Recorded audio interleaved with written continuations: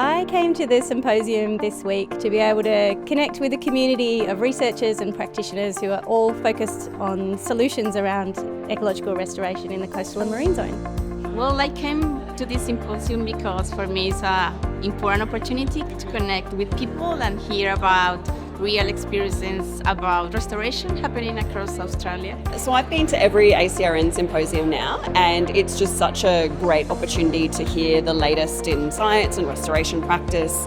I came to the symposium to network with Australia's best and leading coastal restoration practitioners and scientists.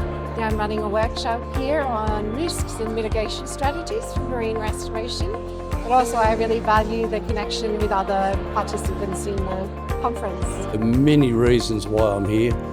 I guess to pick my brains about long-term revegetation. I love coming to ACRN because it brings a mix of practitioners, policymakers and researchers together in the one spot. It's a fabulous community to be involved with. It's lovely to be able to come together and talk about those challenges and come up with ideas of how we can overcome them.